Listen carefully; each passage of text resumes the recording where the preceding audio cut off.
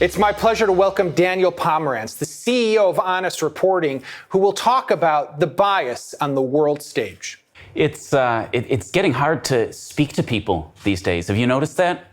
It's not like it used to be. If you express an opinion about a topic that's important to you, like about Israel or about politics, you can lose friends, family relationships, people lose their jobs and their reputations.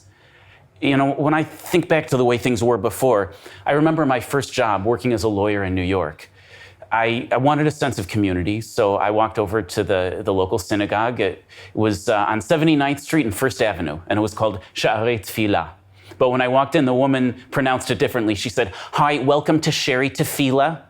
And so she's asking me, "So where are you from? What do you do?" And I explained, I just finished law school. I just moved to New York, starting my first job. She goes, "Oh, an attorney, very comfortable. You could do worse, I have a daughter." And this was to me, this is what it meant to be Jewish in America. I make fun of it and I laugh, but the truth is there was something very comforting about it. A few years later, I was working in Chicago, and I had a client who was a musician. Now, when you meet with a client who's a musician, they don't come to your office at 9 in the morning. You're lucky if they wake up before 2 in the afternoon. So I went to her show that evening, and after the show, we met at a local wine bar in Chicago. And as we sat there talking business, she also was telling me about how her new boyfriend was a Palestinian guy. And she was sharing with me all the really nasty things she had learned about Israel from her boyfriend. And I'm in a bit of a dilemma here, right? Because I don't want to hide who I am. I support Israel. At the time, I had already started visiting Israel. And I, at the same time, needed the respect and understanding of my client. So I can't just leave it alone. But on the other hand, if I start insulting her boyfriend or saying that he's an idiot or something, that's not going to do me any good either. So I'm trying to speak very carefully. I'm saying, listen, it's not that your boyfriend's wrong, but it's more complex than that. And here are some issues maybe you didn't think about. And over 20 minutes, I worked really hard to try and convey in the most careful possible way an understanding of Israel that would be respectful both to her Palestinian boyfriend and also to myself. And I felt like I had succeeded. I had kind of threaded that needle when a fan came by. And this fan asked if he could take a picture, and she said, sure. And she says, "What do you do?" And he says, "Oh, well, I'm a journalist for Al Jazeera." It just, in 3 minutes, he just destroyed all the work that I had taken 20 minutes to build up. And the problem was, I knew he was saying things that weren't correct, but at the time I didn't have the knowledge to know how to respond. And I felt so under attack and so helpless. And that was sort of my first warning sign that something was changing in our world. A short time later, there was a war in Gaza. It was called Operation Cast Lead, Oferet Yitzukah. And there was a huge protest outside of the Israeli consulate in Chicago on Wacker Drive. This protest was, well, they called it a peace protest.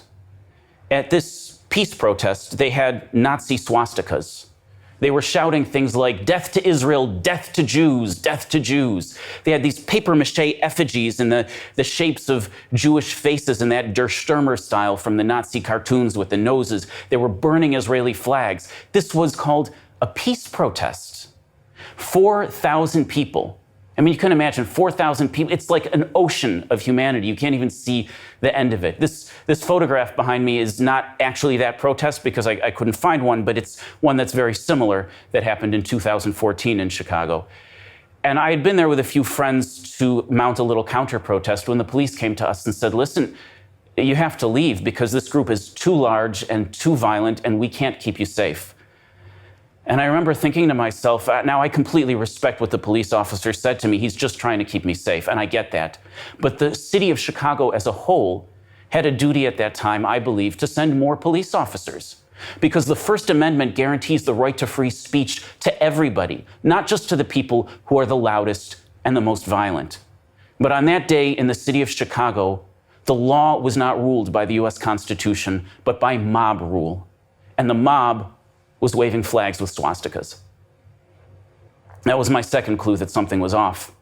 And that was in 2009. And we've seen that these problems have gotten increasingly severe in the United States and around the world. Well, a few years later, I was living in Israel. Now, I didn't leave the United States. I came to Israel. I wasn't running away from something. I love America, and it's still the place that was my first home. But in Israel, I found something that I'd never found in America, which was the ability to be able to speak my mind and stand by my values and feel safe and feel confident. And then it was a few years later that I found Honest Reporting, a group of people who are so smart and so dedicated to speaking truth about Israel. Honest Reporting actually began in 2001. That was at the time when this image was published in the New York Times. Now, if you look at this image, the caption says, "An Israeli policeman and a Palestinian on the Temple Mount." Now, the first thing you'll notice if you have sharp eyes is that in the background of the image, there's a gas station. Now, everybody who knows anything about Israel or Jerusalem or the Middle East knows that the Temple Mount is a holy site. There's no gas station there. It would be like if the New York Times printed a picture of Disneyland with the caption, "This is a photograph of the Vatican." It's so incredibly absurd. So you know right off the bat that the caption editor has no business writing anything about the Middle East. The lack of knowledge is just astonishing for a publication like the New York Times. But that's not the worst thing here. The Palestinian in this picture isn't a Palestinian. The young man with blood on his face is a Jewish kid from Chicago named Tuvia Grossman, who came to Israel to study in yeshiva. He was attacked by a Palestinian mob. This was in 2001 at the height of the Second Intifada. And that policeman is a Druze Israeli, a member of the Border Patrol.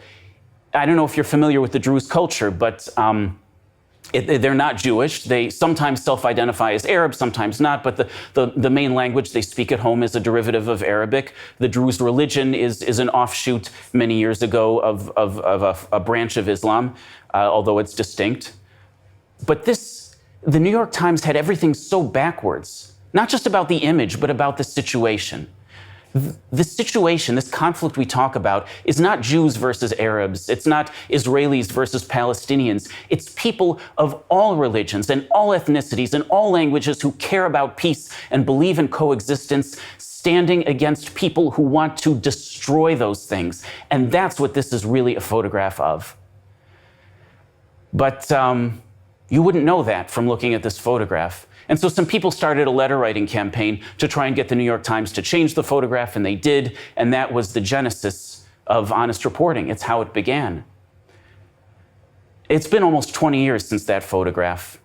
And the problem that we find is that photographs like that appear from time to time. And when you see an image like that or an article that's written incorrectly, and you see it happen again and again and again, it forms our understanding of the nature of the Middle East and of this situation.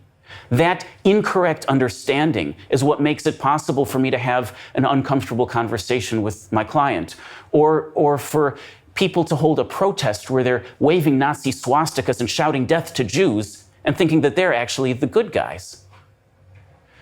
And so what I've found is that working at Honest Reporting, I've had an opportunity to reach out to people who were like me in the year 2009, to share some knowledge and some understanding and some depth, to share the ability to stand by your values and be who you are without fear, because I think that's a fundamental human right that every person has. If that's something that you would like to be a part of, if you'd like to share in our community, please visit us at honestreporting.com. And you can receive our newsletter and begin seeing some of the content that we produce every day. And hopefully, it will give you a sense of safety and security and knowledge to allow you to stand by your values and be who you are without fear. Thank you for joining me today, and Chag Sameach.